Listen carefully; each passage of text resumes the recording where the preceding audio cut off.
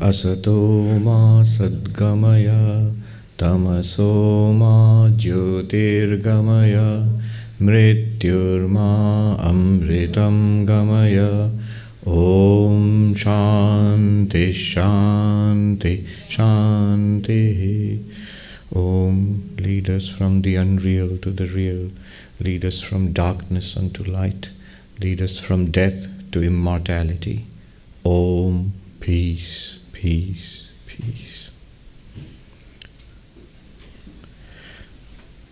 Namaste and good morning, everybody. Is this too loud? You can hear me? Yeah, clearly, yes. So today we have a session of what we call Ask Swami. The reason for these sessions is that we get a lot of mail from all over the world, which is practically impossible for me to answer the questions which people raise individually, writing to them. And yet it's sad if we can't respond to so many sincere questions from people all over the world.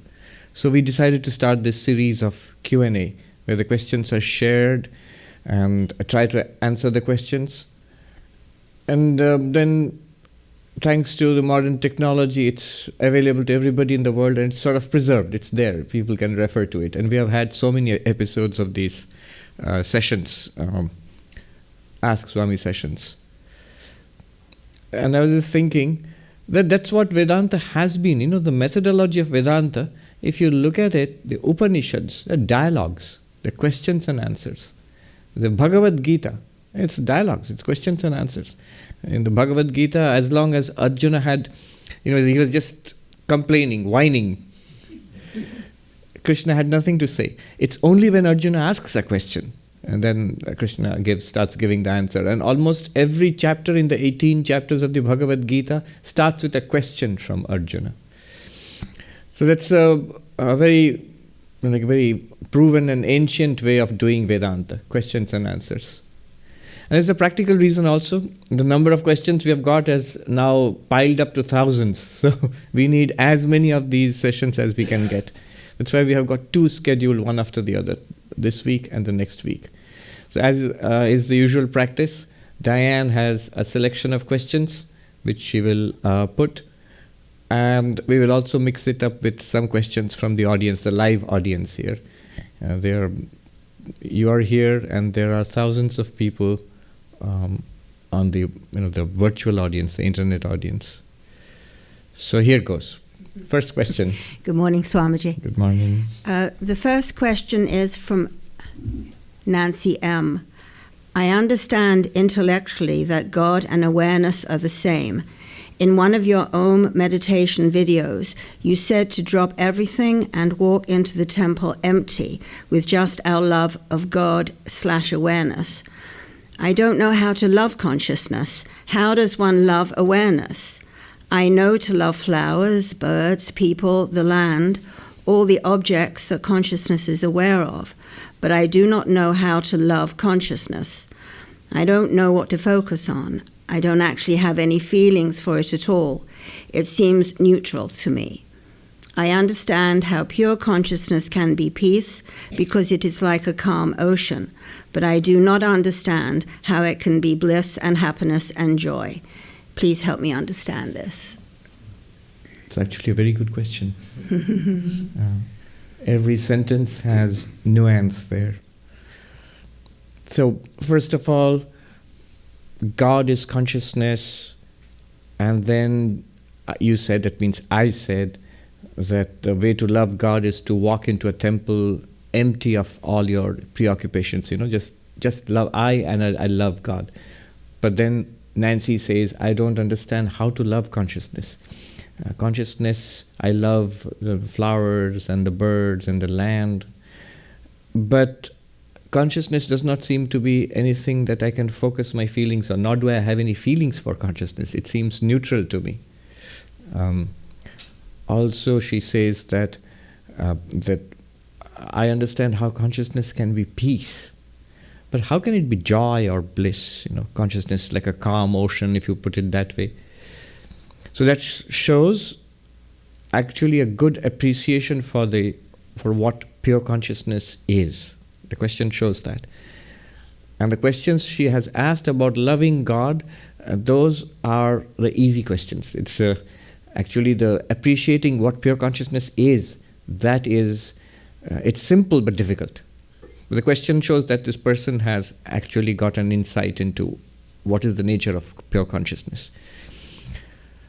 Notice, she says that there is nothing to focus your love on if you try to love consciousness. And that's right, there is nothing to focus your love on, because pure consciousness in itself, is entirely non-object. It is pure subject. It is you yourself. Anything that appears to you is something that we can direct our love or hatred or liking or dislike towards. So what does Nancy love? She loves the flowers, the birds, and the land, presumably people and other, all of them. Notice, they all have an objective component. You can see an animal or a bird or a flower. You can relate to people and talk to people. You can see and sensorily experience the land around you. All of them have an objective component, and therefore we can direct our love towards that. It could be love, it could be liking, disliking, whatever. Objective component. Pure consciousness is in no way objective. So are pure consciousness and love entirely distinct? There's nothing to do with love at all? But notice, you cannot have love without consciousness. It's only you, the conscious being, who can love, or hate, or desire, or think, or remember, enjoy, suffer. All of these are possible because you are a conscious being. ChatGPT cannot do it. It can't love. Now, the question of God is consciousness, and you said to love God, just go without any desires and go into the temple and you love God, but how can you love consciousness? Okay. Now, here are some definitions. First of all, notice, Nancy would agree from an Advaita Vedanta perspective that you are, she is, all of us, we are consciousness. And yet we do love. And according to Advaita Vedanta, everything is consciousness. In that case, the things that she loves are, the birds and the land and the flowers and people and so on. They also must be in some sense consciousness. So in some sense, she is loving consciousness. Then what's happening here? An objective element is introduced. That's what's happening here. Here are some definitions. What is God? What is a sentient being? According to Advaita Vedanta, what is Nancy? Nancy is pure consciousness, of course. But what else? How is Nancy different from you or me or presumably from God maybe? It's that there is a name and a form. There is a mind and a body. There is a personality involved. So it's pure consciousness plus there is a name of an appearance, an activity, a personality, a mind with its own characteristics, a body with its own characteristics and history. Then you call it Nancy, or you or I. So it's pure consciousness plus mind, body, and so on. Similarly, what is God? Yes, it's true that God is pure consciousness, but just in the same sense as you are pure consciousness, or I am pure consciousness, or Nancy is pure consciousness, God is also pure consciousness in that sense. Pure consciousness with something else.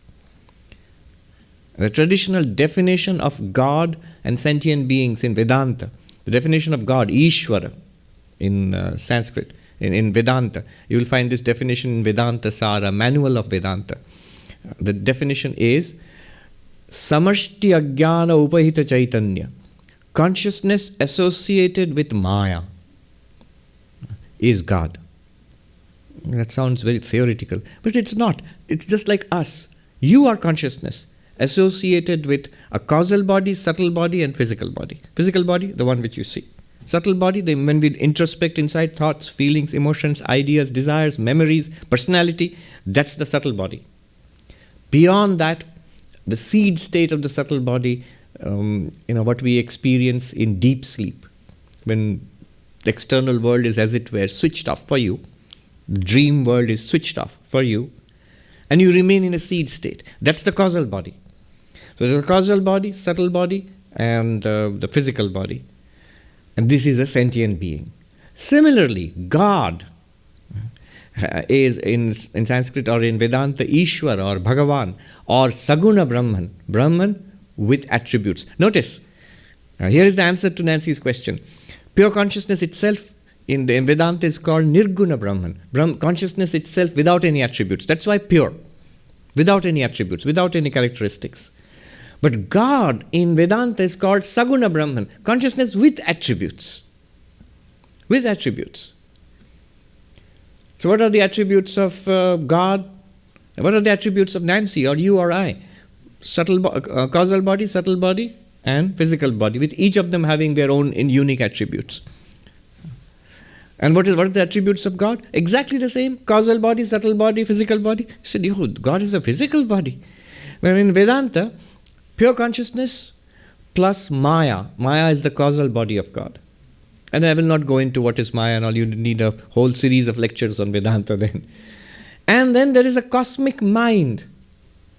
Hiranyagarbha it's called. Consciousness plus causal body plus the minds, all our minds, nicely linked by the cosmic internet. So the cosmic mind. And then the cosmos itself, the physical universe. All living beings and all the so-called non-living universe, all of it together is the physical body of God. So pure consciousness or Atman, Brahman itself, plus Maya, plus cosmic mind, plus cosmic body. This is the idea of God. And in Vedanta, God can appear, because God is limitless. God can appear to the devotees, can be experienced by the devotees in any number of forms and names. God with names, without form.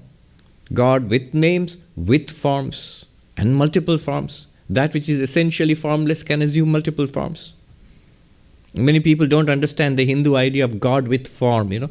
Krishna, Ram, of course they are incarnations. But then Vishnu and Devi and Shiva. Why such forms and such fantastic forms? My simple answer to that is, you are essentially formless. You are pure consciousness.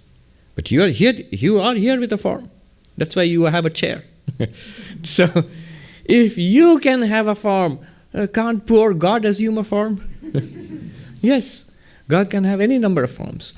Now you can love God, because God has attributes which are lovable. It might be difficult to love people, but it's easy to love God. God is all-loving, God is just, God is merciful, God is all omnipotent, omniscient, omnipresent. All kinds of auspicious qualities. So, God is attractive, God is lovable.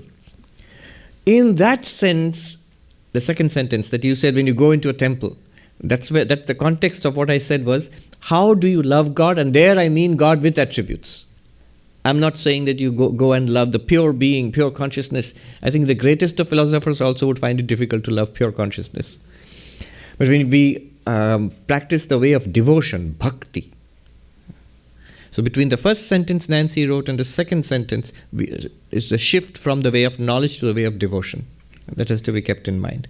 And that is a shift from Nirguna Brahman to Saguna Brahman. Pure consciousness without any attributes to pure consciousness with all blessed attributes which make it God. Now, when we go to love God, what happens is what intervenes in between are our own desires. One can go into a temple with desires. Most people do. That's why many people go to a temple or a church or anything. Our desires will be satisfied, will be fulfilled. But the best way to love God is to approach God just because I love you. I am not there because you can do things for me, magically make my life better. God can, but I'm not going there for that. Then you see, bhakti becomes very powerful. Love becomes very powerful. I leave everything, just as you enter, a temple and you leave your shoes outside. Similarly, leave your desires, your problems, your identity as a parent or an employee or a boss or whatever it is. You leave it outside. And you come to God just because I love thee. Then you will see love will be very, not only possible, very powerful, very effective. She said that I don't have any feelings for consciousness. Of course you don't. If you did, then I would say you did not understand what consciousness is.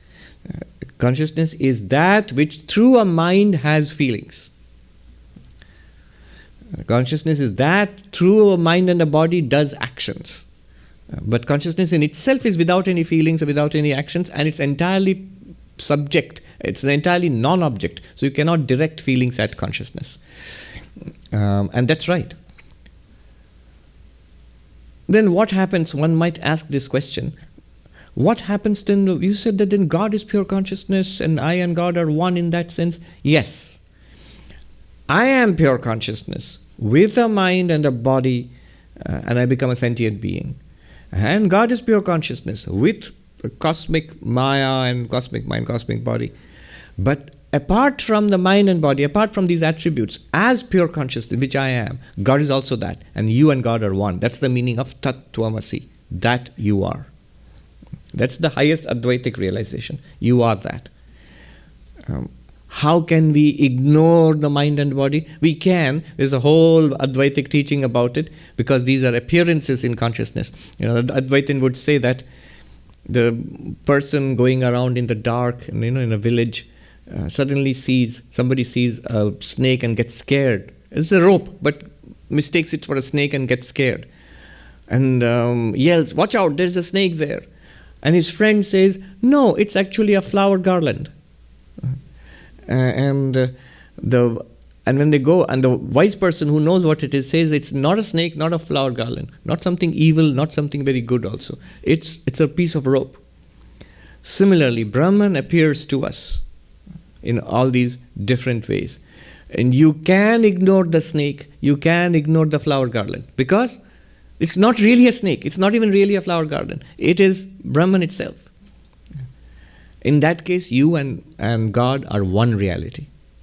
But that is a matter for knowledge, not for directing your devotion. Again, I'm thinking what Nancy might say to this. Then she would say that you have completed full circle, Swami. We are back to where we started. If I and God are one reality, then what do I love? But notice, when you say, what do I love? You're already shifting into your personal identity. As the witness consciousness, to you, the entire universe appears, plays around and disappears. And you are like this light shining. There's no question of a person loving some other thing, another person or the land or the flowers or the birds or God.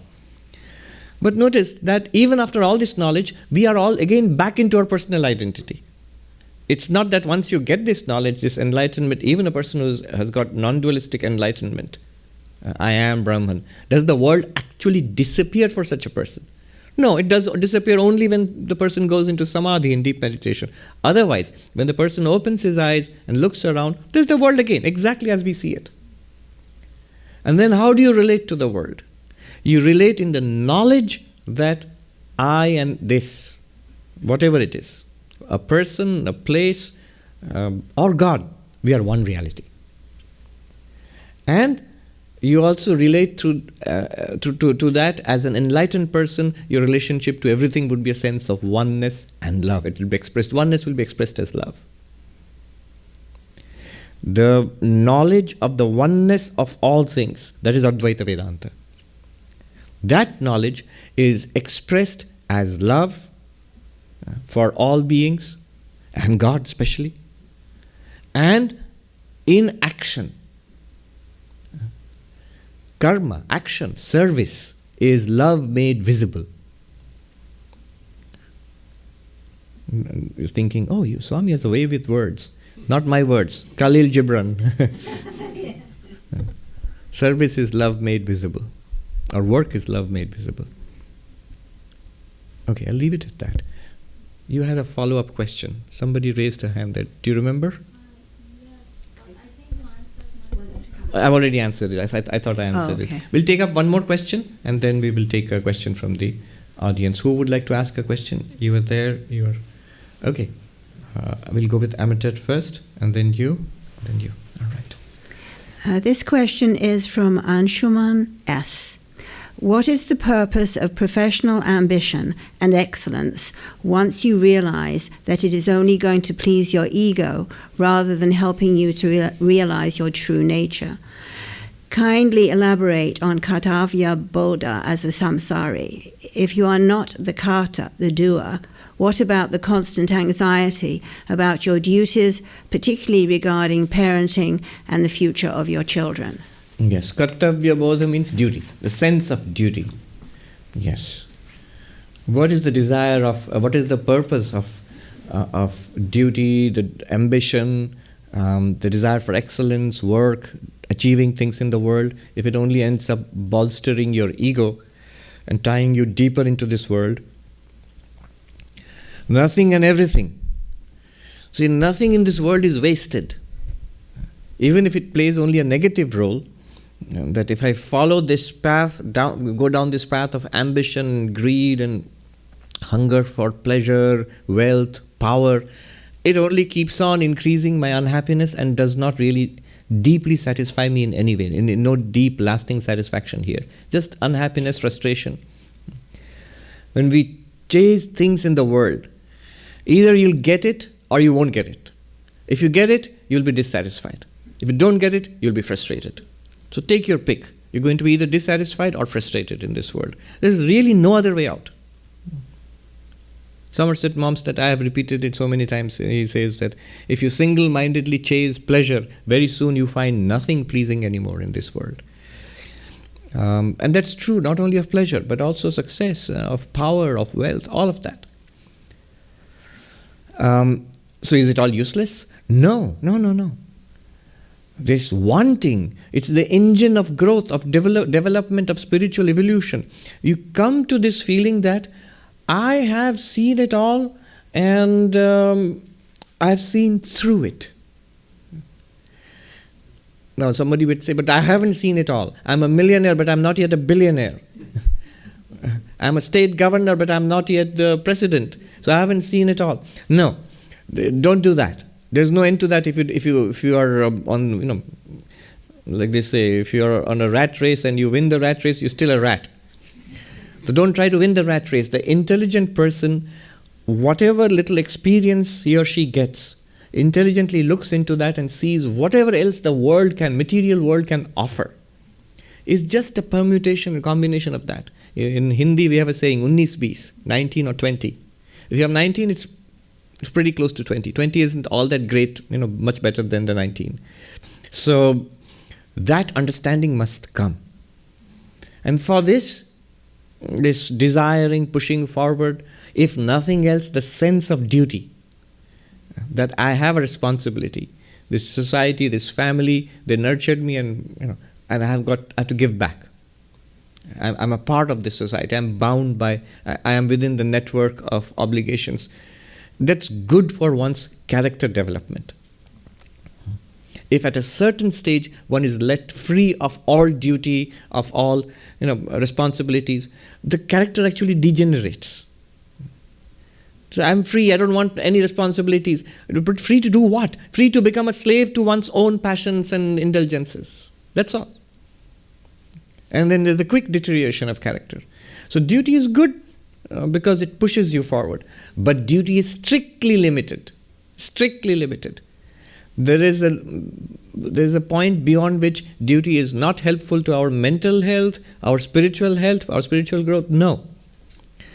It's much better to do things out of a sense of, I really want to do it, not because it's my duty to do it. Vivekananda came down hard on this idea of duty. He said, it's the scorching midday sun. It's much better to act from freedom rather than from a sense of compulsion. I have to do it. No, you don't have to do anything. Oh, then I can turn my kids out of the doors and go and do what you like. I don't care. I'm not going to feed you anymore. I can do that. I can just sit back and relax. No, you cannot. Because if you do that, you can try doing that. But if you do that, you are the first one who's going to suffer. You're going, in sense of our character, our mental health, it will deteriorate fast if you do that. But take care of the kids, parenting, the job. Do it out of a sense of freedom. That here I am doing it and it's good for me. And I'll tell you an incident. Once in our main monastery, so we sign up as monks, and then there's a lot of work. And one time I remember about more than 25 years ago or so, my duty was there was these huge cauldrons of rice, and you would have to break up that rice with, they call it karchi, they're like spades, huge, there's not spoons, ladles, even bigger than ladles. And you have to drive it in that and then load buckets full of rice. And then there are others who take it and feed people outside. So once it was my duty, and it was hard work. It was like 100 degrees in the shade at that time and 100% humidity. So, and I thought, well, this is really difficult, and I really don't want to do this. I thought I would come, and somewhere in the background of my mind was I would meditate in the high Himalayas. It'll be cool and nice, and I'll read a little bit of philosophy, maybe meditate or do a little bit of mindfulness or meditation and mantra japa, and then with a flash there'll be an illumination, I'll be enlightened. And what am I doing? I'm loading rice from a cauldron into buckets. Then I thought to myself, nobody asked you, and nobody's preventing you. Walk out, the gates are always open. Walk out. Do you really, honestly, at that point, instead of grumbling, do you think that this is good for you, this is good for your spiritual life, or not? And I had to answer honestly that it is actually good for my spiritual life. So, a lot of things which we rebel against as duty, they can be actually good for us in spiritual life. There, instead of thinking, I'm caught in samsara, and what's the point of all these? And I'm going to feed and clothe these kids, and they're going to grow up being ungrateful and walk away anyway. And then my life will be over. I'm going to do this for 30 years, and then they're gone, and I'm left with most of my life gone. So what's the point of it all? If you think like that, I don't know, I don't have kids, but you might think like that. No. Instead of doing that, think of it as I am a spiritual seeker. My goal is God realization. And God has put me in this particular field of action. Notice in the Gita, Arjuna had a lot of complaints about why he has to do this awful, war is the most awful kind of action. So we are far better placed. Whoever we are, wherever you are, you're far better placed than Arjuna. So in the midst of whatever circumstances you find yourself, can I convert this into spiritual practice internally without telling anybody else? The job which you hold, the family you're taking care of, and your own personal maintenance, all of it can be spiritualized and can become powerful spiritual sadhana, spiritual practice. Then it's no longer a question of ambition or greed, not even a question of duty. It's a spiritual practice, taking you on your spiritual journey to the highest goal of human life. Fulfillment, God realization, enlightenment. Okay. So we'll take up some questions. Amitat, would you come here? And then you are here, and then you're there. All right. Just tell us your name and ask the question. My name is Amartat, and thank you for being here, as always. It's difficult to pose a question that is really just a longing. And the goal is enlightenment, self-realization, God-realization, whatever we want to call it, which we make up all these images about this is that. When we're awake, we see the separation between you and I and that podium and I. And intellectually, I can understand that none of us are solid, we're little molecules, and in that sense, I can see that we're united. But when I try to break through that and leave whatever the I is behind in the waking state, let's say, the non-meditative state, there's totally this sense of separation and difference. And then we go to meditation, and sometimes, not enough, there's a moment when the I is not there, and is it a trance? Is it samadhi? Because you come back to this world again, and how is it different? So, in a way, my question is the same as Nancy's in a different form, which is we can imagine, and you and the Vedas are very beautiful about explaining this other state, but explaining it and understanding it is not being it. And there's so few people that have seemed to have reached that state, mostly monks, because you have a chance to spend hours and hours and hours trying to penetrate what's unseen. So I guess my question, to try to make a question out of a longing, is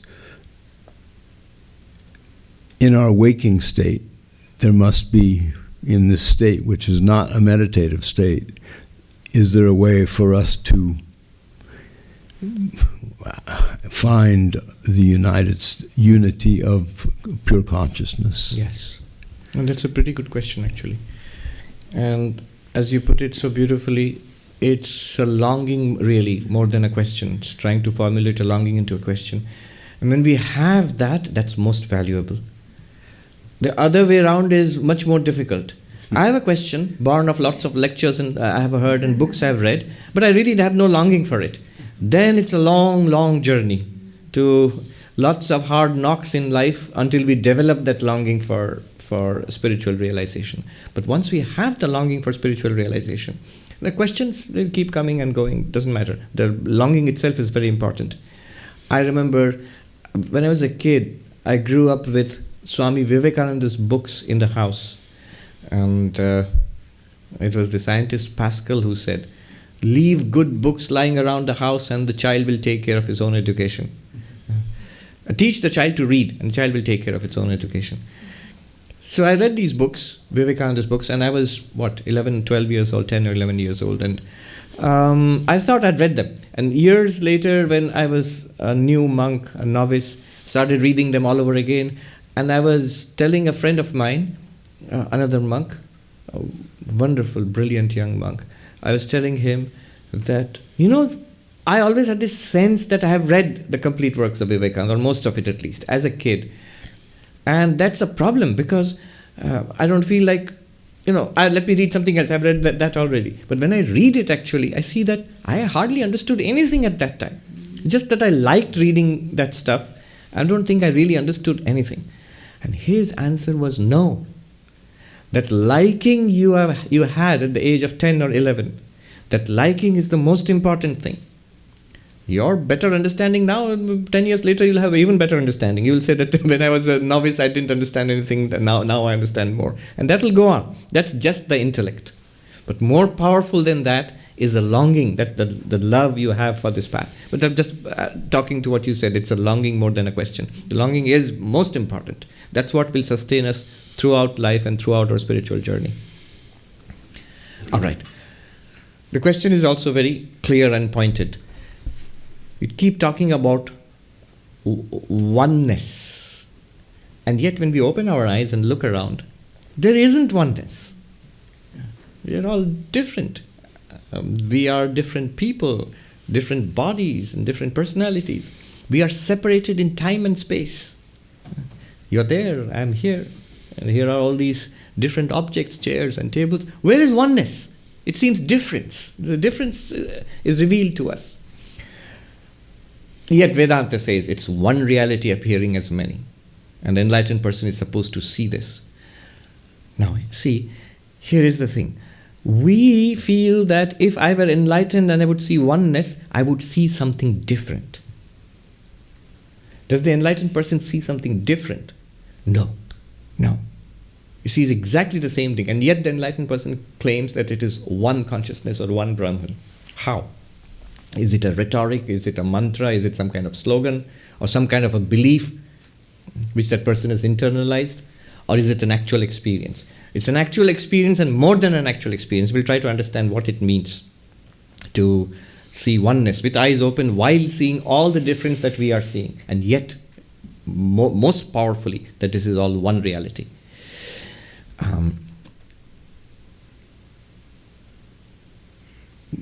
Here I am reminded of a great philosopher Wittgenstein's, and it's just one little anecdote, but which struck me so powerfully. So he was this most brilliant mind in the 20th century. He was one of the greatest philosophers, maybe the greatest philosopher that the Western world produced in the 20th century. So at one point, he comes out of his classroom in Cambridge, and this lady is accompanying him, who was his student. And he stops suddenly, looks at the sun, which is setting maybe, and he says, I wonder why primitive people thought that the sun went around the world rather than the other way around. The world is rotating, the earth is rotating, and that's why the sun seems to go around. But people thought the sun rises and sun sets. I wonder why. And this lady said, why, Professor? Because it looks like that. It just looks like the sun is rising and sun is setting. And then he said, turned at her and said, but if it were the other way around, what would it look like? If it were that the sun is not rising and setting, the earth is rotating, then what would it look like? Like this? Now this struck me so powerfully because Advaita Vedanta works exactly that way. If we are all little beings of flesh and blood and experiencing other people and a physical world, vast physical world out there, what would it look like? Like this? But if it were one reality appearing as many, what would it look like? Like this? But then how do I know which one is correct? Okay. Let me give you an example and then we'll come back to the waking world. So let me give the classic example of the dream world. In the dream world, we are there in our dreams. We don't know that we are dreaming, and we look at different people, we talk to people, things happen. We are walking around, good and bad things happen. And we have the sense of inhabiting a world. And the world seems to be different from us. We seem to be in a world. We have no sense that the whole thing is a dream. And in that world, we seem to have a body also. We don't feel in the dream, I'm a disembodied spirit. We feel it's like a waking world. In the dream, at least. When you wake up, it looks very weird, but in the dream, it seems perfectly normal. Now notice, there also we feel we are embodied, there are other people, and there is space, difference between us, there is a whole world around us, there are activities, difference is there, action is there, and yet when we wake up, what happens is we realize, I who was there in that body in the dream, and other people in the dream, and other places in the dream, and activities in the dream, all of it was one thing only, my dreaming mind. Right?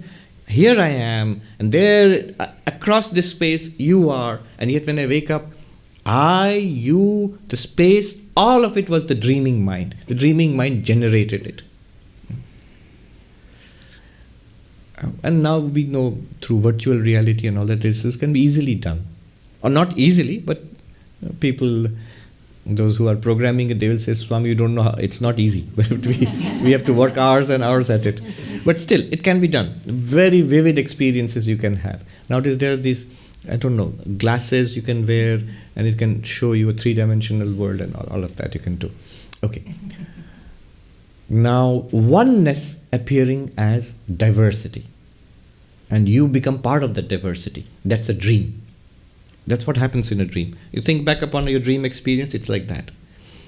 Now one might say, but that's a dream, and this is waking. That there the difference was at its basis, it was not different. It was just a mind appearing in many different ways. That is clear. But here it's not clear. It seems to be a real difference, physical difference. Here is a world outside me. And there are things, various different things in the world. Where is the oneness? Except as a rhetoric or as a emotion. But really experiencing that oneness. Here, in order to experience that oneness, we must do exactly what happens in the dream, In the dream, you feel you are this person in the middle of the dream. But in order to understand that it's all a dream, one must step back from the dream personality into the dreaming mind. And from the perspective of the dreaming mind, the whole dream is appearing in it. And with that perspective, if you go back into the dream personality, you will know, though it all seems different from me, we are all one reality, and that one reality is I. Here, what do you have to do in the waking state to come to that point? You have to see, first of all, you have to shift from the perspective of I am this body with consciousness, to I am consciousness experiencing a body and a world. And that shift in perspective can be done right here. It's already available to us. Vivekananda called it an open secret. And there are so many gates, so many methods which will help us to do that, to shift this perspective, the paradigm shift, in order to help us to appreciate it's actually one reality. And being one reality, it still appears like this. Take any perspective, any methodology, the Drigdrishya Viveka, the method of the seer and the seen. So here's this world, seems to be different from you. Now notice, this world doesn't exist by itself. You are seeing this world. This world is, all the sights are appearing to the same pair of eyes. So direct your attention away from the world into the pair of eyes. The eyes by themselves see all this variety of changing sound and as changing color and everything. Similarly, the ears, they are the basis for hearing all sorts of sound, speech and sound and music and everything. All the senses, if you see these various inputs, they come to the senses. So all the forms come to the eyes, same pair of eyes. Now the eyes are seeing, this is appreciated by the mind. Direct your attention back from the eyes to the mind. And that, of course, is not physical anymore, but it's there for all of us. In the mind, all the senses dump their information into the mind, the same mind. And that is also something that I'm aware of. The thoughts, feelings, emotions in the mind. Memories. Sense of ego also in the mind. That which is aware of the mind. Don't try to objectify it. That can never be objectified. Drigeva natu drishyate, the first verse of Drigdrishya Viveka says, you, the seer, the ultimate seer, is never the seen. But it's there, without it. Try this experiment just now. If you want, you can participate in it. Just relax and sit straight on the seat. Whatever is comfortable. You can keep your hands on your lap if you like. And take a deep breath. And let it go. And relax. If you like, you can close your eyes. Or if you like, you can keep your eyes open also.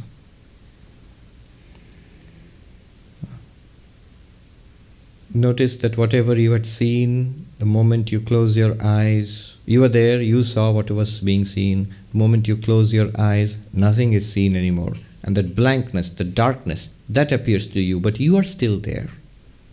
I am seeing this blankness or darkness. That thought and all other thoughts come and go to you. If the thoughts are there, you are there. If the thoughts are not there, you're still there. Just as if you open your eyes and you see the world, you are there. And if you close your eyes, you do not see the world is not seen, but you still exist. And similarly, thoughts, emotions, they come and you experience the thoughts, the emotions, the memories. And if they do not come, you're still there. You are the consciousness to whom the perceptions appear or do not appear. You are the consciousness to whom the thoughts appear or do not appear. You are there. Now notice, if things do not appear, if you do not see anything, hear anything, smell, taste, touch anything, are you there? You say, yes, I'm still there. I don't see, hear, smell, taste, touch, but I am here. Maybe I'm blind and deaf, but I am here. I am here as the thinker of these thoughts. Suppose these thoughts also stop. No thoughts. No memories. I have no memory of who or what I am until this point of time. Are you still there? Yes, I'm there. I don't know who I am. I don't know my name maybe, but I'm there. And suppose past has been erased, and suppose you do not think at all of the future, what's going to happen next. Just at this moment. No past, nothing at all waiting for you in the future. Just at this moment. You are there. This you who are there, notice that this one, the you, this basic you, this awareness you, it doesn't have a form. It's not something that can be seen or heard or smelled or tasted or touched. It doesn't have a shape. This you is always present. Everything else comes and goes. Things happen in the world and change in the world, but you are there. The body changes, but you are the same. You are there. The mind changes. You are there. All of waking happens to this you, basic you. It appears to you. And all of dreaming appears to you, that same basic you. And the darkness of deep sleep also. It happens or it appears to you, that same basic you. All changes are in the world, or in the body, in the mind, and they appear to you, but not in you. You do not change. You, that basic you. Body ages, you do not age. The mind becomes frustrated, unhappy. You experience the frustration and the unhappiness in the mind, not in you. It comes and goes.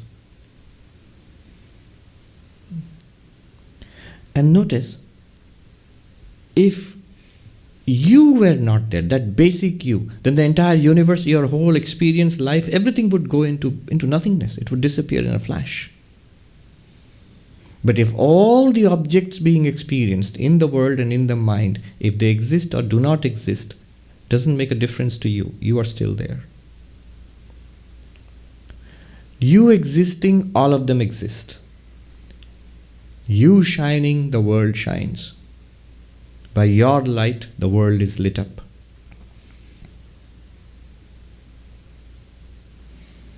In you, that one consciousness, the entire waking world with its apparent vastness of space, enormity of time, and all other beings, their births and aging and deaths and all of history, including your own tiny body which has appeared, all of that appears. This vast, seemingly vast waking world appears in you, that one consciousness.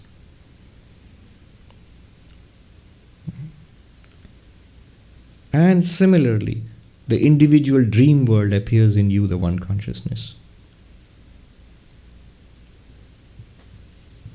And the blankness of deep sleep, the seed state, appears in you, that one consciousness. None of it is different from you, that one consciousness. They don't exist without you. You can exist without them.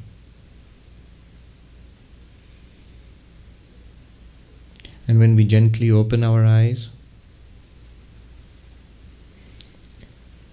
you, that one consciousness, immediately you become aware of a mind, a body, a sensory system, and a vast world out there. What is this? It's that you, that one consciousness, appearing in all the brilliance of color and sound and shape and thoughts and emotions and preferences and likings and history and memory. Underlying it is this one basic unity called you. Who are these people? They're you. Just as much as this being, this particular sentient being, this body, mind, individual is the real I, is nothing other than the real I. Similarly, all of these are also nothing other than the real I.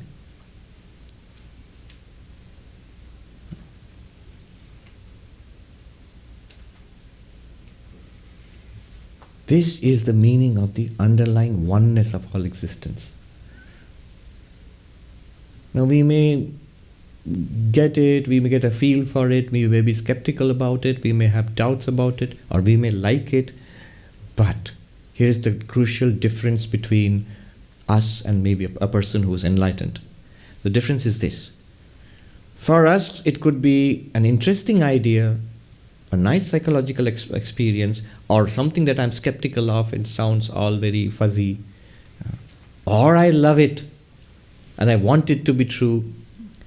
But uniformly, it's not our normal way of looking at things. It's not our usual mode of thinking of ourselves and the world. For the enlightened one, it's the absolutely effortless mode of existence. It's vivid. It's effortless. It takes no practice, doesn't have to sit straight and close her eyes in the Vedanta society and go through a guided meditation, not at all. You'd find it silly. It's most obvious. There's a story of the King Janaka, just apocryphal stories. King Janaka and the sage Ashtavakra of the famous Ashtavakra Samhita. So the emperor Janaka sits next to this great non-dualist sage. The sage has nothing in the world except his, they have a water pot, the wandering monks, called a kamandalu. And they used to have, nowadays it's not very common, a meditation staff where they would put their hand and use the japa mala and danda, they call it danda, and they would keep. So danda means the staff and the water pot. I'll just use the English words.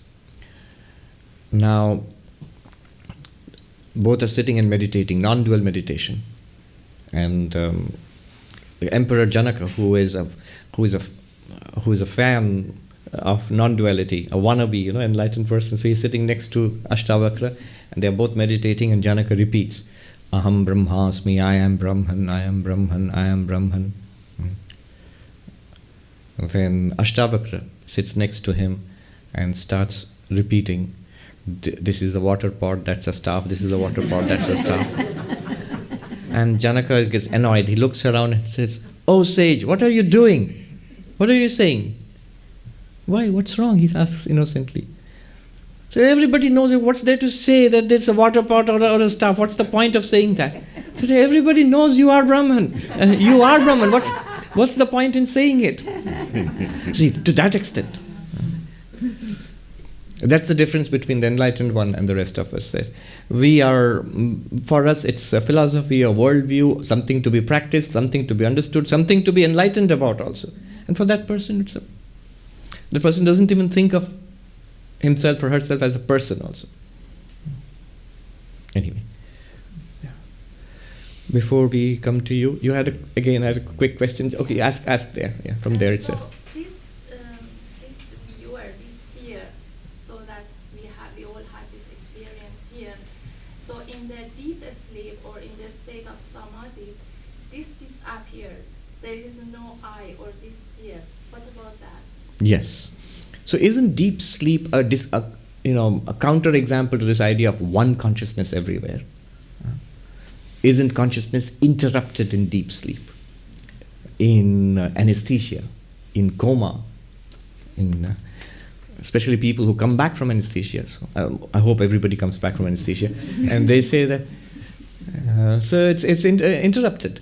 Recently, I heard this dialogue between Sam Harris and Rupert Spira, where they crossed swords on this point. Sam Harris said, when you are in, so this whole idea of pure consciousness continuing all the time, it's not true. When you are under anesthesia, you are not aware of anything. Maybe in the operating room, a lot of things are going on, doctors and nurses, and you don't know anything. When you come back, you're told about it, so there's a huge amount of knowledge which you did not have. So there was no consciousness at that time, even in that narrow area surrounding you, let alone the whole world of which many things we are not conscious of. So it's not that you're one consciousness and everything is in that one consciousness. Especially this is clearly shown in deep sleep, in anesthesia and samadhi. What about that? And you know what was Rupert Spira's answer to that? He said, actually I was under anesthesia last week, and I don't see anesthesia as an interruption in consciousness. You have to understand that. What does it mean? Why we feel that I, the seer I, disappears in deep sleep? Because Swami, we don't feel that. It's a fact. It disappears. It's still deeply connected with the mind. If in this experience, in this exercise, if I had asked you to vividly imagine what it is like to be in deep sleep. No world, no waking world, no dreaming world, no I or you, everything just gone. Just flush out everything from your experience. No contents. So has consciousness gone? Even the I sense has gone. The ego has gone. Because in deep sleep, no ego. But that's such a big deal. In our waking state also sometimes ego goes away. In moments of deep concentration, the sense of ego is not there. But clearly you are conscious. We are concentrating deeply. So, ego goes away. But does consciousness go away? According to Advaita Vedanta, consciousness does not go away. Even that completely vacuous, the complete vacuum of deep sleep is also experienced. It's also a kind of not the kind of experience we normally have, a subject-object. That's why it seems to be nothing, deep sleep. So I always say that deep sleep is not an absence of experience. It's an experience of absence. It's just like this. With your eyes open, you're seeing all this. You are there and this is there. Now you close your eyes, this whole thing disappears. But you are there, isn't it? Obviously. But then you take it to the limit. No seeing, no hearing, smelling, tasting, touching. Then go deeper. No thinking, no remembering, no feelings, no desires. Go deeper. No sense of I also. No sense of I, and yet are you there? You means the consciousness. To whom is this complete blank appearing? You're there. We hold on to the sense of the limited individuality so strongly that when it is taken away, we feel nothing is there. But nothing is there to whom or what? That's the pure I, the pure subject. That's the real witness consciousness. The real witness consciousness is not something that is practiced. It's effortlessly there. It's not something that comes and goes. The individual witness, the individual thinker comes and goes all the time. It's flickering. Okay, we'll take it up slowly. Question, do you still remember your question? Thank you. She can ask the question. Come here and ask the question, yes. Thank you.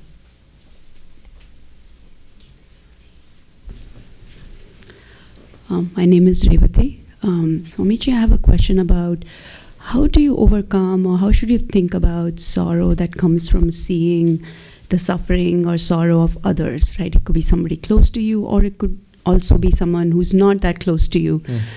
But, thinking of it as Maya, or thinking of it as, something that's not real, almost seems selfish. It almost seems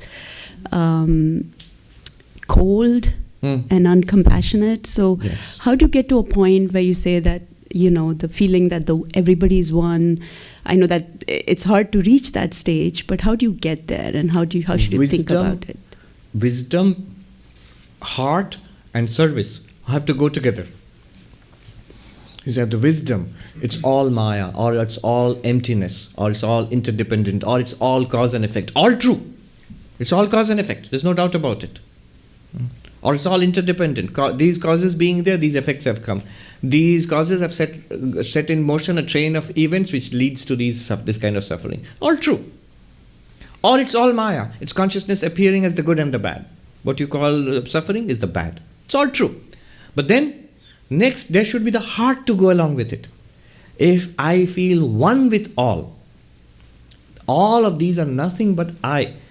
As I would be up and doing, trying to remove my own sufferings, as this body's sufferings, I should be up and doing, trying to remove the sufferings of other people. Because the relationship that this personality bears to me, the consciousness, is exactly the same relationship that all these personalities bear to me, the consciousness. So if I'm so eager to remove the sufferings of this one personality, I should also be up and doing and trying to remove the sufferings of others. So that feeling of compassion, love, and sorrow, experiencing the sorrows of others, that's the sign of spirituality. Not to coldly dismiss the sorrows of others. You'll notice those who do that, they are very careful about taking care of their own problems. Immediately, they can't bear a little bit of trouble, little bit of bad behavior from others, little bit of failure in the world. They can't bear it at all. But for the troubles of others, the failures of others, the sufferings of others, it's Maya. It's all karma. No, that will not do. One very good answer to this question is if you look at the lives of saintly people in any religion. See, one common characteristic is they had great hearts. So wisdom and heart goes together. And then one more thing, not just wisdom and heart. I feel deeply for your sorrows. What are you going to do about it? I can't do anything about it. No, we must try to do whatever we can. So if you say, what is your answer to the sufferings of the world? Look at the answer that Sri Ramakrishna or Vivekananda Masharada came up with. I was just thinking, reading the annual report of the Ramakrishna Mission. Thousands of schools, hospitals, dispensaries. This is the real philosophical answer to suffering.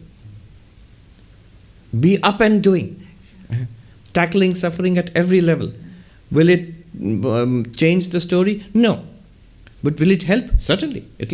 To the extent that you can help, we are blessed.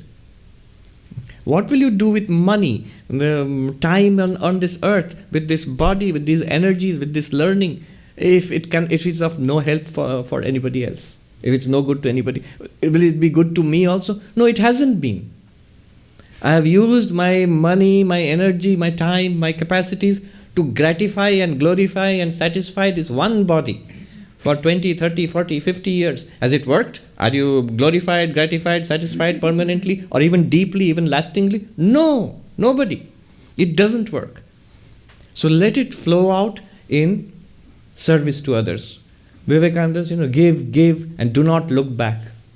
Whoever looks back, his ocean dwindles to a drop. And it's not really a big sacrifice. It's a great freedom. Let things flow through you. Money, service, energy, knowledge, time, all of it flows through you and expands outward into doing great good to the world. That's the answer to the sufferings of the world.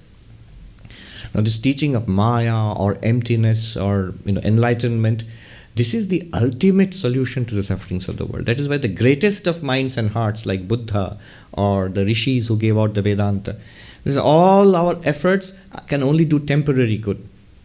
But all beings will be delivered from suffering through enlightenment. God realization, enlightenment, take it in the broadest sense. Nirvana, salvation, whatever you call it. So spirituality promises a real solution to the suffering, ultimately. But anyone who is genuinely interested in removing the sufferings of others will try to remove their sufferings at whatever level people come. And somebody who is terribly poor, you are hungry. The teachings of Vedanta, you are Brahman. My dear man, I really don't have food to share with you, but I can tell you are Brahman. Vivekananda said it's a sin, it's a travesty to teach metaphysics to an empty stomach. You can't teach God realization for empty stomachs. So help in whatever part of the spectrum is possible, but knowing deeply that it's only that ultimately the spiritual realization, the spiritual knowledge, which is the real answer to all of this. If you have clothed the person doesn't have clothes, if you have fed the hungry, if you have healed the sick, given education to the illiterate, and given a job to the unemployed, whatever their basic worldly wants are, you have satisfied them. Then, do you think you have removed their suffering? Not at all. Vivekananda said suffering is like arthritis. You drive it away from one joint, it will go to the other joint. So you drive it away from the physical problems, it will go away too. He said, what are nowadays called problems of plenty, problems of prosperity. It could be the kind of problems you have in third world country, kind of problems you have in a first world country.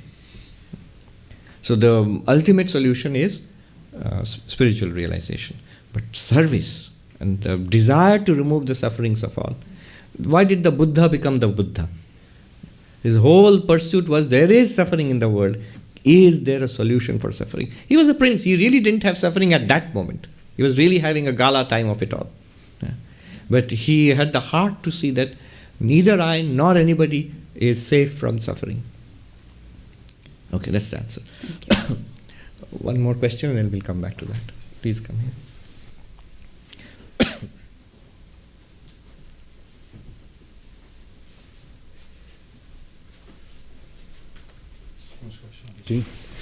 My name is Akash Das.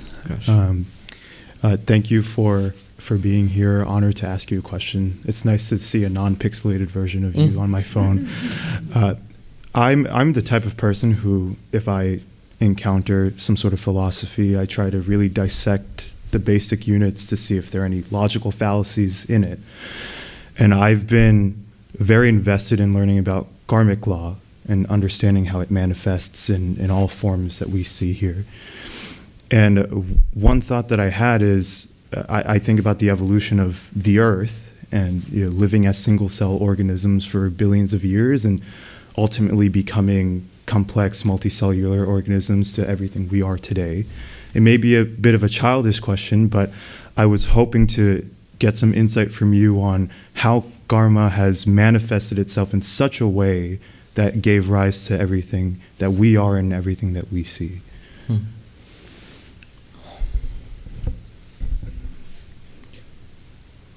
Well, first of all, when we say that we have lived as unicellular organisms for millions of years, or billions of years, and then we are multicellular and evolving into, ocean-based life and then land-based life and plants and animals and so on.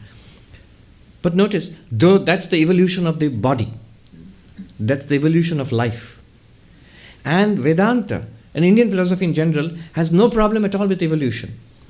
Monier Williams, the one who did the first English Sanskrit dictionary, he writes, in I think in the 18th century, 18th or 19th century, he writes that, I find that these ancient Hindus were Darwinians 1,000 years before Darwin.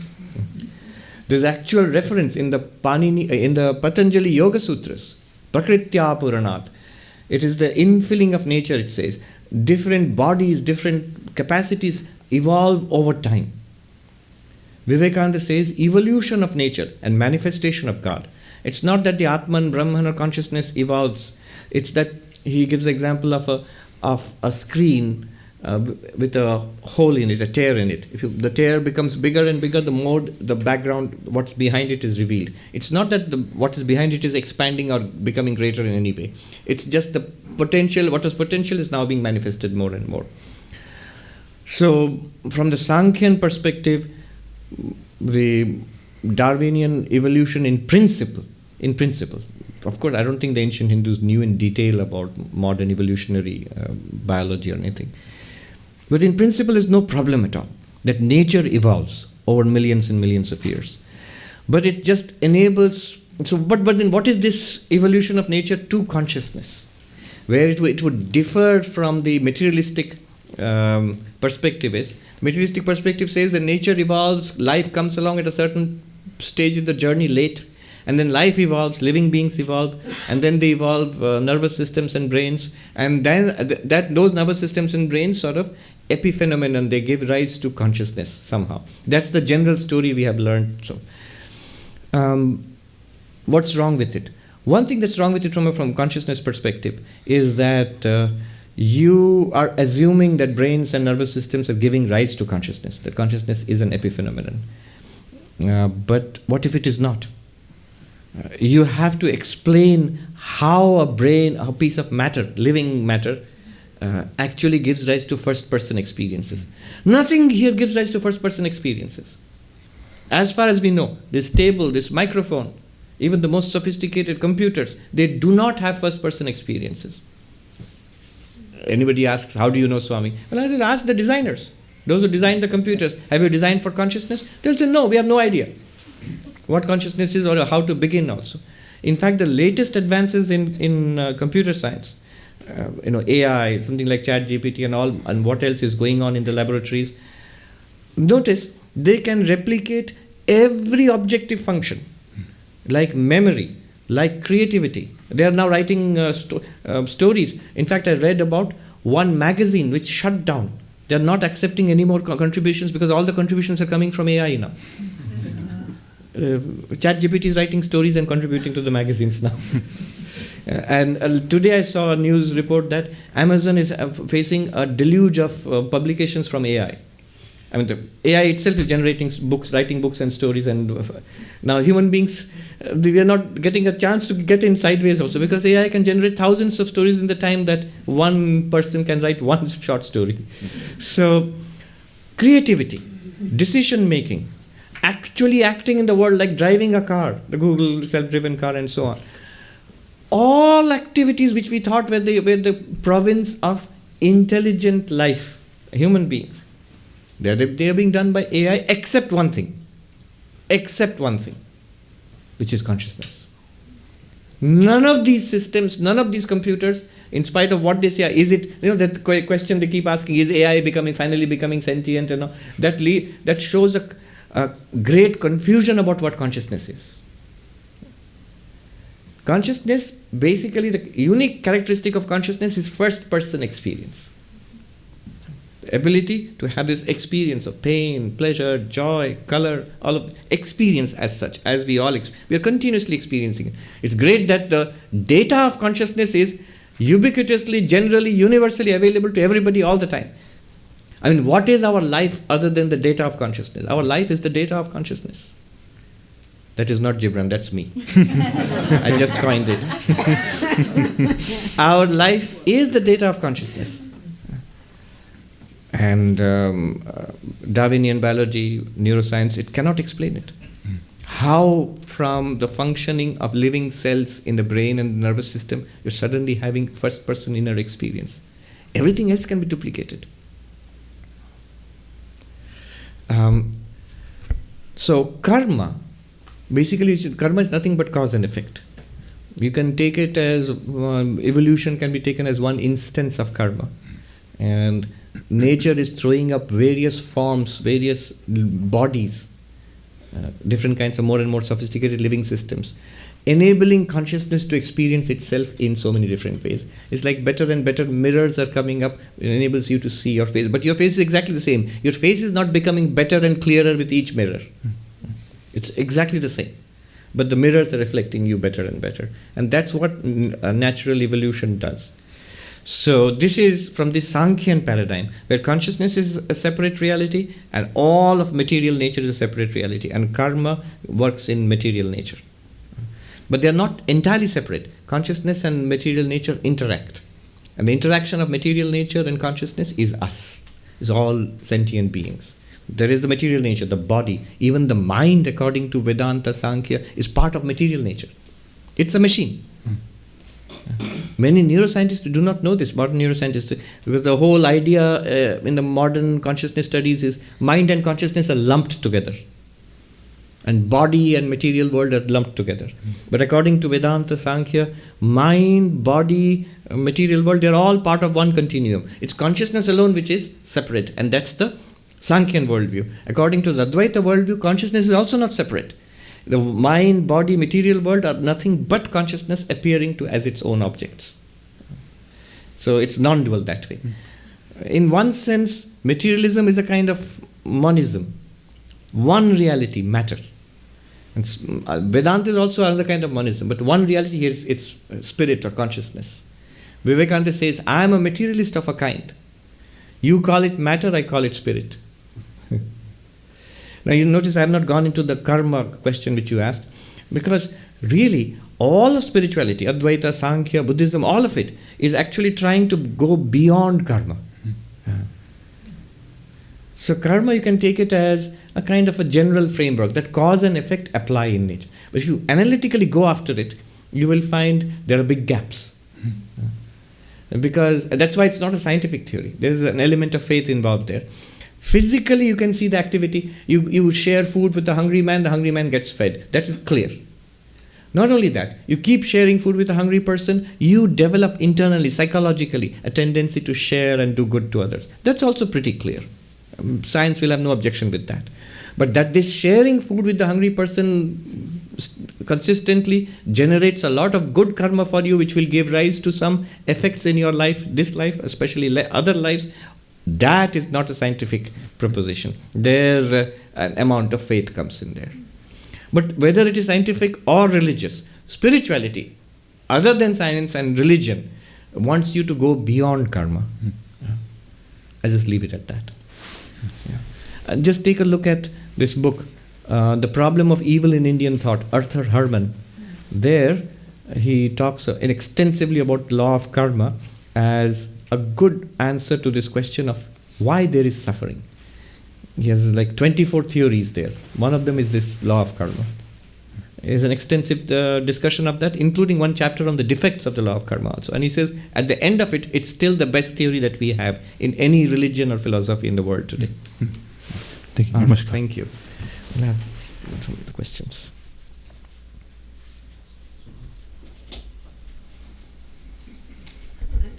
come to the podium question, Swamiji. Okay. Samit C. from Toronto asks, I just listened to your talk on witness consciousness. You refer to the podium as an object of which we are aware. The podium also has the same consciousness, Brahman. How is it that the podium is not aware that it is a podium, unlike us humans, who as the witness consciousness are aware of our body and mind? Does it then mean that the mind with all its sensory inputs is the seat of awareness? Since the non-sentient podium does not possess a mind, wouldn't then this be the most plausible argument that mind is needed for awareness and witness consciousness cannot be aware without the mind?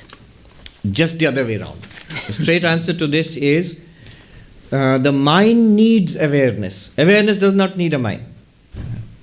Proof, we tried to prove it in that little experiment which we did at the practice. Conceive of shutting down the senses, shutting down the mind. If you shut down the senses and shut down the mind, you can't hear, smell, see, taste, touch.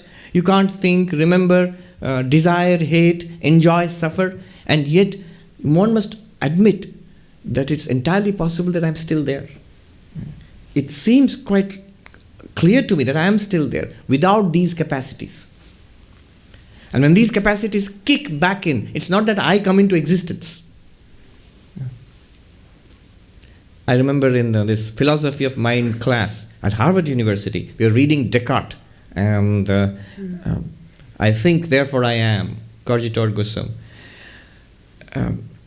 So I asked this question, immediate question from a Mandukya Karika perspective.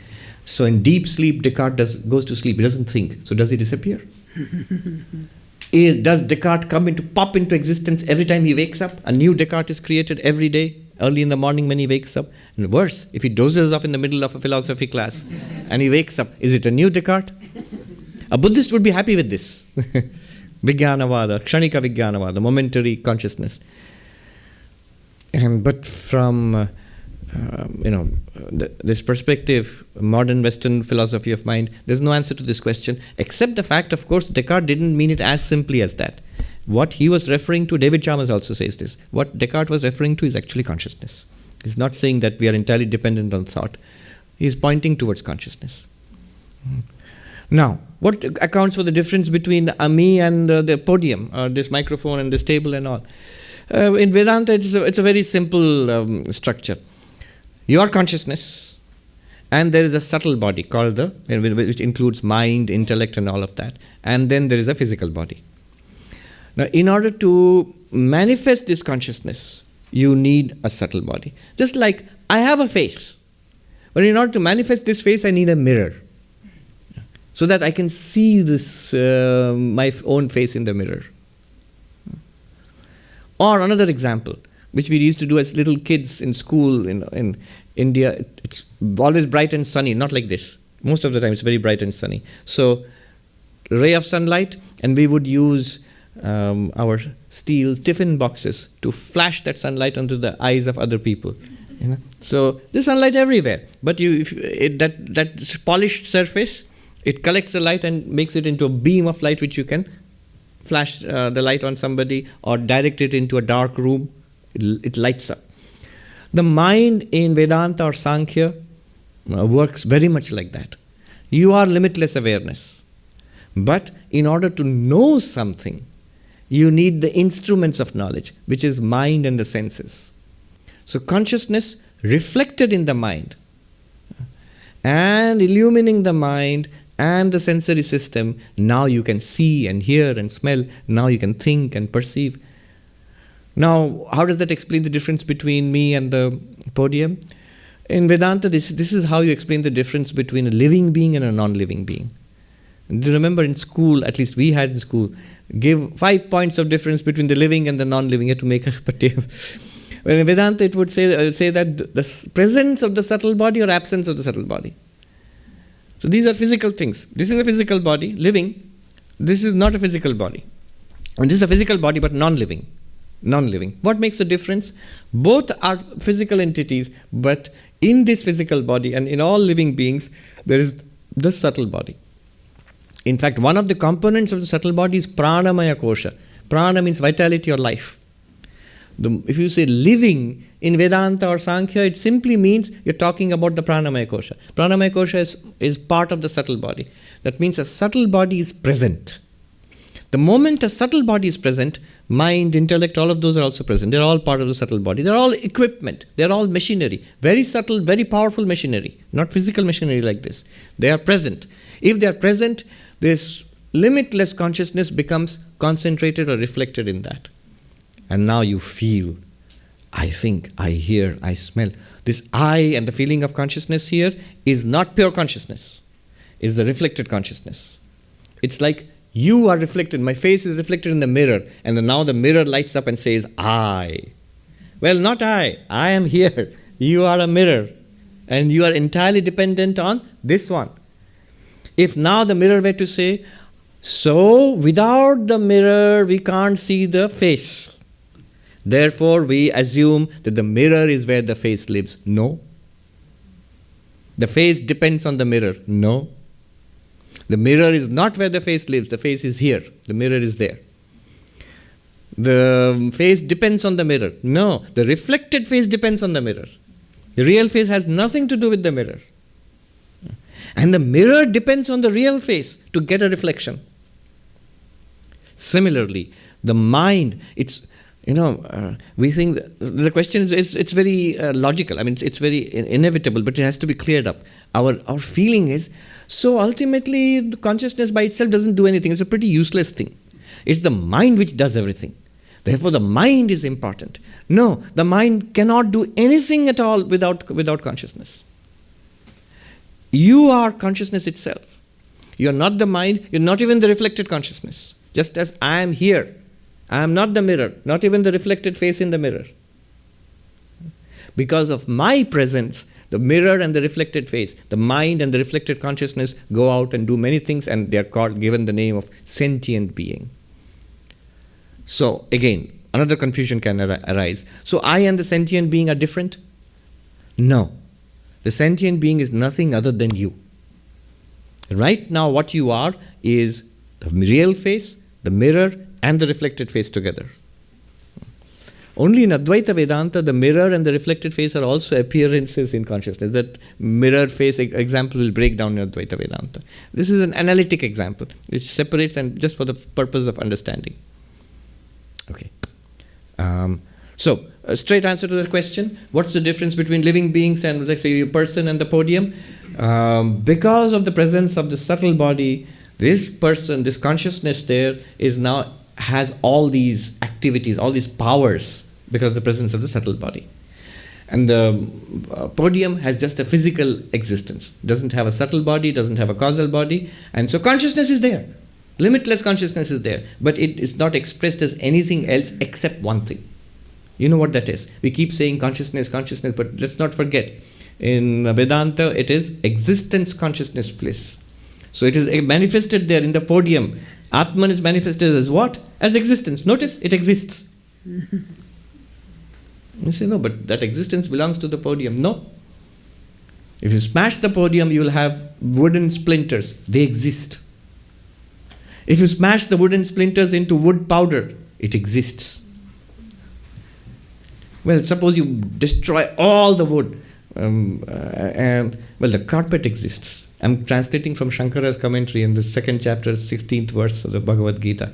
If you smash all pots in existence, then where is existence? Shankara says the cloth exists. If you smash, then the next thing will be if every existing thing is destroyed in the universe. Now we have stamped out consciousness, let's stamp out existence. Let every existing thing in the universe be destroyed. Where is your precious existence? Shankara says it's still there, it's not manifest anymore. Like that. It's just like you are pure consciousness. Without senses, without the mind, without the intellect, you're still there. But you're no longer thinking, remembering, hating, seeing, hearing. None of that is possible. But when the senses come, last question here would be, but in that case, the consciousness is dependent on the senses and the mind. No, it's the other way around. The mind and the senses are dependent on consciousness. Consciousness for what? For the light which illumines them. Not only that, for existence. It's like when somebody says, it's in the jewels, ornaments, the necklace and the bracelet, they are the really valuable thing. Gold does nothing by itself. That's silly. The necklace and the bracelet and the ring and all the golden ornaments, they are nothing but gold. They depend entirely on gold. And in fact, it's much better to say it's gold which does everything. Like whatever you use, you can have for a necklace or a bracelet or a ring. It's actually the glory of gold itself. It's the glory of consciousness itself which manifests as mind and body and universe. Not the other way around. I'm talking about your glory. All right, one more question, we are done. We've really gone off beyond time. Let's do this one.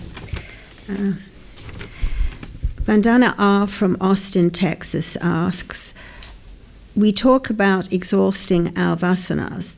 We can exhaust those that are manifest with control by viveka and vairagya. How can one get rid of unmanifested vasanas? So vasanas are desires. And we're constantly told that it's desires which bind us to this sensory world, to this samsara. Every religion in some way or the other tells us to transcend desires. Now here's a variation of that question.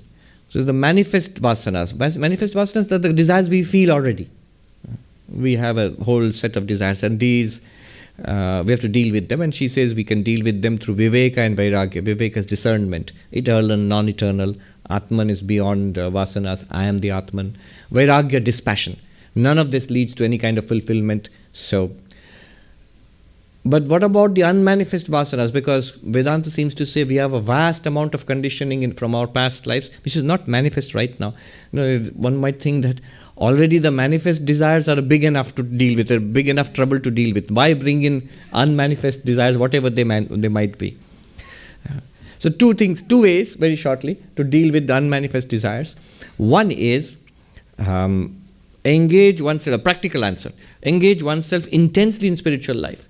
Through Vedantic inquiry, through meditation and prayer, through devotion and through service. As a result of this, the unmanifest vasanas will not manifest.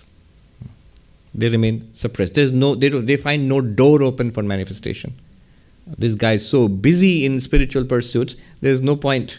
Even the manifest vasanas are having trouble getting hold of this guy, let alone the unmanifest vasana. So that is one. But the real ultimate solution to all of this is enlightenment. The Upanishads say that vidyate hridaya granthi chidyante sarva samshaya kshiyante aschasya karmani tasmin drishte paravare. When the knot of ignorance in the heart, that is, which ties me to this body mind, that is cut because of the realization I am pure consciousness, all doubts disappear forever. And all past karmas and conditioning, manifest, unmanifest, all are burnt. This person is enlightened and free. So enlightenment, God realization, Brahma Jnana, realization of Brahman, Nirvana, whatever you call it, that is the final end to all vasanas, all desires, whether manifest or unmanifest. Till that point, an intense engagement with spiritual life will prevent unmanifest vasanas from manifesting, and even the manifest vasanas, the desires which we are contending with now, will be controlled, will not give us as much trouble. As always, the grace of God. When we actually try to struggle, we'll find we have very little capacity actually. So we need help. One sadhu said in Uttarakhand, "Bahut badi sahara hai, Ishwar ki sahara." It's a very powerful help in this cosmos. See, there are problems which we face, and there are huge obstacles which we are not aware of also in this cosmos. But all of them, they dwindle to nothingness before the glory and power of God. So whether you believe it or not, if you believe it, well and good for you. If you don't believe it, you're not inclined, the theistic, the God way, mechanically, if there is God, any God, please help me. That also works. Om Shanti Shanti Shanti Harihi Om Tat Sat Shri Ram Krishna Arpanamastu.